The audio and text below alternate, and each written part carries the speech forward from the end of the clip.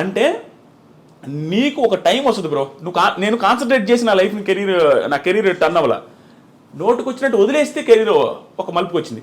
అలా కామెడీగా చేసిన బిగ్ బాస్ రివ్యూస్, ఆ తర్వాత నాకు తెలియదు అసలు బిగ్ బాస్ రివ్యూస్ చేస్తే డబ్బులు వస్తాయని కూడా. 30,000 సబ్స్క్రైబర్స్ ఎంత మానిటైజ్ చేశా, అప్పటి నుంచి డబ్బులు స్టార్ట్ అయ్యాయి. 70,000 రూపీస్ ఫస్ట్ ఇయర్ నాకు వచ్చిన రెవెన్యూ. 70,000 రూపీస్ వస్తే మా అక్క నాతో అనేది భయంకరమైన ప్రాబ్లమ్స్ చూస్తున్నాం. మా అక్క కూడా దగ్గరుండి ఎప్పుడైనా వాళ్ళ ఇంట్లో పెట్టుకొని ఫుడ్ పెట్టి వాళ్ళ ఇంట్లో నన్ను బాగా చూసుకుంటున్నాను ఉండేవాళ్ళు. మా అమ్మ చనిపోయిన తర్వాత 70,000 వచ్చిన మా అక్క కాల్ చేసి ఏమన్నా తెలుసా, అమ్మయ్య ఇంకొక 1.5 లక్ష 2 లక్షలు చేసుకోరా మొత్తం, నీకు ఎట్ట కూడా పెళ్లి చేద్దాం, ఆ 2 లక్షలు ఇంకొక లక్ష ఎట్లా కూడా అప్పు చేసి నీ పెళ్ళి అయితే బాగుంటుందని అని మా అక్క కూడా హోప్ వచ్చింది. 70,000 సంపాదించినని.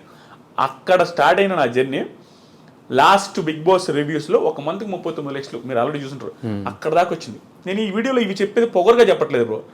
కొంతమంది జెన్యూన్గా చెప్తున్నాను, కొంతమంది ఫ్యామిలీస్ కానీ, కొంతమంది ఫ్యామిలీస్లో ఉండే పేరెంట్స్ కానీ స్ట్రగుల్ని తీసుకోలేక సూసైడ్ తీసుకుంటారు. ఎగ్జాంపుల్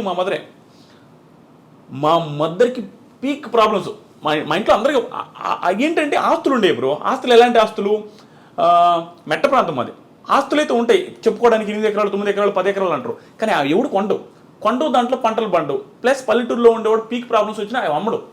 దానివల్ల ఆస్తులు కొంచెం ఉన్నప్పటికి కూడా ప్రాబ్లమ్స్ ఎప్పుడు ఉండేవి. చేతిలో డబ్బులు ఉండేది లేదు. బర్రెలు ఉంటాయి, బర్రెలు మొత్తం మా అమ్మాయి చూసుకుంటుంది. గెడ్డి మోపులు తెచ్చేది మా అమ్మాయి, వ్యవసాయం చేసేది మా అమ్మాయి, నిమ్మతోట ఉండేది అది కూడా పోయిందిలే, అక్కడికి పోయేది మా అమ్మాయి, మాకు వండి పెట్టేది మా అమ్మాయి, 4 పిల్లకాయలని. అన్నీ చూసుకునేసరికి మా అమ్మకి బాగా, మా అమ్మ కూడా హైట్ ఎక్కువ, సన్నంగా ఉండేది.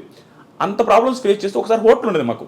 ఎంత ప్రాబ్లమ్స్ అంటే ఒకసారి ఊహించుకుంటేనే అంటే నేను పేరెంట్ అయిన తర్వాత మా ఇంట్లో వాళ్ళు ఎంత స్ట్రగుల్ అయి ఉంటారో మా అమ్మ అనిపిస్తుంది. మా వైఫ్ని చూసిన తర్వాత హోటల్ ఉండేది, చిన్న హోటల్, ఊర్లో రేకుల షెడ్ వేసి ఒక హోటల్, మా సొంత ప్లేసే కాబట్టి అక్కడ పెట్టాము. బోండాలు, ఇడ్లీలు, పూరీలు అన్నీ చేసి మా అమ్మాయి పెట్టి, మా అమ్మాయి వండి అందరికీ పెడతా ఉండేది. అవే డబ్బులు వస్తూ ఉండేవి. అప్పుడు మేము హ్యాపీగా ఉన్నాం. ఆ టైంలో, ఆ హోటల్ పెట్టిన టైంలో మాది మంచి సక్సెస్లో ఉండేది. ఓకే, కొంచెం డబ్బులు చూస్తున్నాం. ఆ టైంలో నేను బీటెక్ జాయిన్ అవుతూ ఉండేది. జాయిన్ అయ్యి బీటెక్ కాలేజీకి పోయే ముందు రోజు మండలు తుడిచేది, ప్యాకెట్లు కట్టేది. నాకు ఇష్టం ఉండదు, ఎవరికి ఇష్టం ఉంటుంది బ్రో. బిల్డప్ ఇవ్వాలని ఎవరికి ఉంటుంది. మిడిల్ క్లాస్ పర్సన్ బిల్డప్ ఇస్తాం. బీటెక్ స్టూడెంట్ అంటే ఏమనిపిస్తుంది, సో బిల్డప్ ముందు అనుకునే వాళ్ళం. ఆ ప్యాకెట్లు కట్టుకుంటా, అవి క్లీన్ చేసుకుంటూ ఉండేది. ఆ టైంలో మా అమ్మకు ఒకరోజు నేను